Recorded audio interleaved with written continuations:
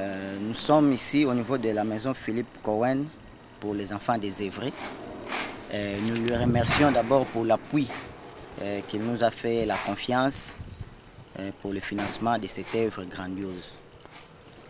Notre maison pour les enfants des Évrais a une capacité de 20 chégués normalement. Dans son fonctionnement, nous avons le grand hall d'entrée où il y aura une réception à l'entrée. Nous avons encore prévu un parloir pour les parents qui viendront lors de leur visite pour rendre à leurs enfants.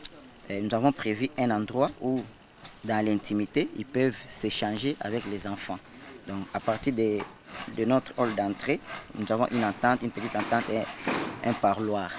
Et plus loin, quand nous évoluons dans ce sens-là, nous avons une grande salle pour les jeux des enfants. Et plus loin, nous avons prévu encore un bureau pour les surveillants, leur gardien qui sera à tout moment avec eux. Et plus loin, quand on va entrer à l'intérieur, je vais essayer un peu de te montrer les différentes pièces dont je parle ici, au niveau de ces plans ici. Nous avons au moins 5 chambres et chaque chambre va contenir 4 enfants. Nous allons mettre 2 lits en étage, donc 2 lits en étage fois 2, ça fait 4 enfants des Évrais par chambre. Et comme nous avons 4 grandes chambres, il fera un effectif de 20 enfants des Évrais dans notre maison. Et plus loin, en tout cas, nous avons essayé de notre mieux pour que dans l'ensemble, les enfants puissent se retrouver et que le fonctionnement réponde aux normes classiques de l'architecture.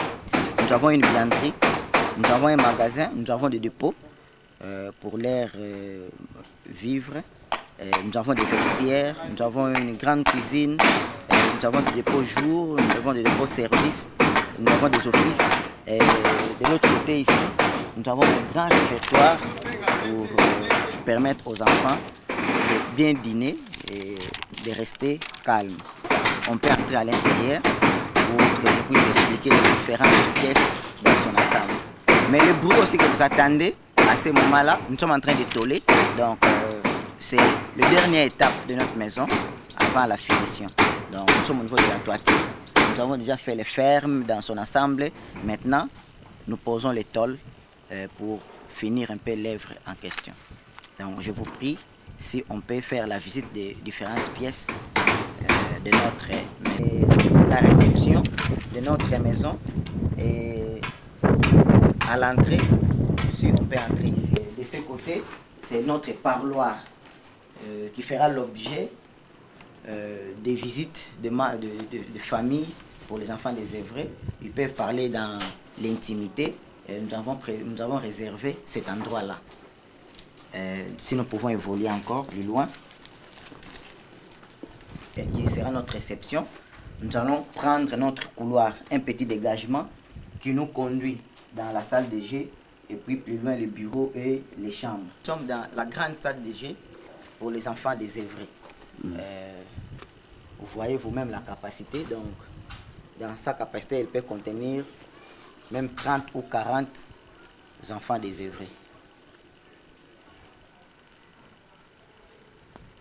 C'est le bureau pour les surveillants de notre maison. Et plus loin là-bas, c'est sa chambre à coucher. Parce que nous avons conçu de façon qu'il soit permanent à tout moment avec les enfants.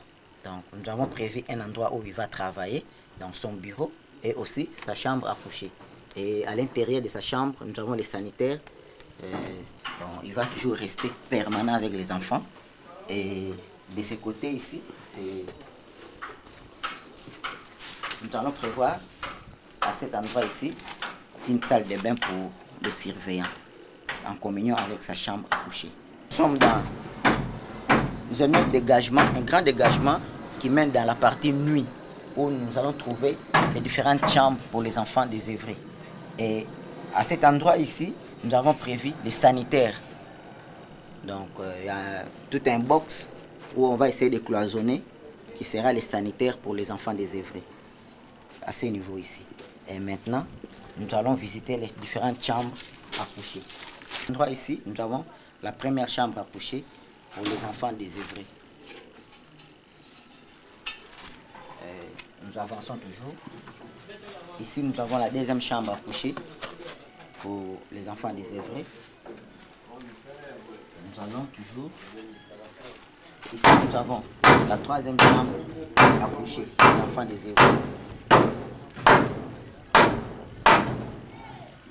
Ici, nous avons la quatrième chambre pour les enfants désœuvrés. Et enfin, la cinquième chambre pour les enfants désœuvrés. De combien de mètres? La chambre est de 16 mètres carrés.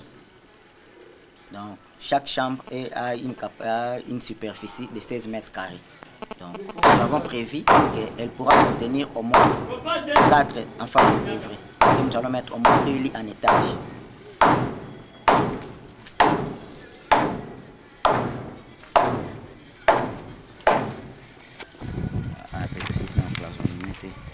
Maintenant, ici nous arrivons dans l'espace service. Nous allons mettre les différents services ici.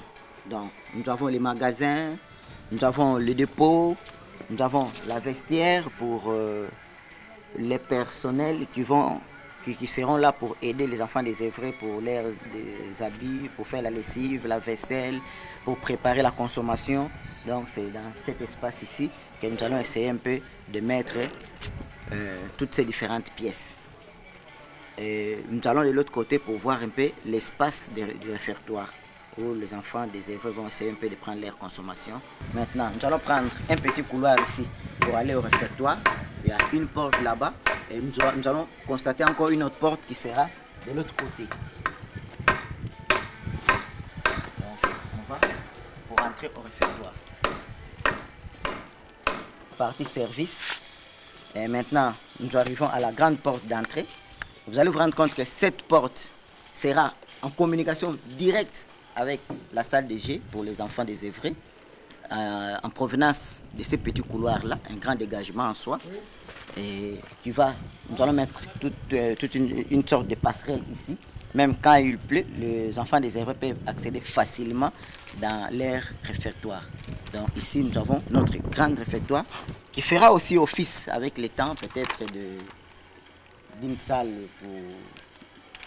selon les besoins, théâtre ou consort, selon les différents aménagements qu'on pourra un peu décider au moment voulu. Contenir au début au moins 20 enfants chégués, mais vous constatez la capacité de notre réfectoire, ça pourra prendre même 80 ou 85 personnes. Donc elle est d'une grande importance. Donc nous allons maintenant de l'autre côté là pour vous montrer un office et puis la cuisine, l'endroit où nous allons mettre notre cuisine et puis les dépôts, les réserves qui vont essayer un peu de servir notre réfectoire. Dans notre grand réfectoire. Et à cet endroit ici, nous allons faire un petit aménagement où il y aura un comptoir. Et ici, c'est un office. Et de l'autre côté, c'est la terrasse. Donc, on pourra accéder de l'extérieur vers le comptoir que nous allons mettre ici. Et le comptoir qui va donner justement au niveau de la cuisine. Donc, quand les aliments, les différents menus vont quitter la cuisine pour le comptoir, et d'ici, on pourra servir les enfants désœuvrés bien assis dans leurs différentes tables. Notre cuisine, il y aura des dépôts, des vestiaires, et plus loin. Et un petit comptoir comme je l'ai dit ici. Donc c'est un peu ça, le fonctionnement dans l'ensemble de notre maison Philippe Cohen. Comme vous le constatez, nous sommes en plein travaux, en plein chantier, mais presque à la fin du premier palier. Et nous sommes sincèrement reconnaissants à l'appui dont M. Philippe Cohen essaye de nous apporter pour réaliser cette œuvre grandiose. Comme vous le remarquez, on venait de faire un tour dans l'ensemble de notre bâtiment. C'est une grande édifice. Derrière là-bas, elle mesure 31 mètres et demi. De l'autre largeur, nous avons 26 mètres 50.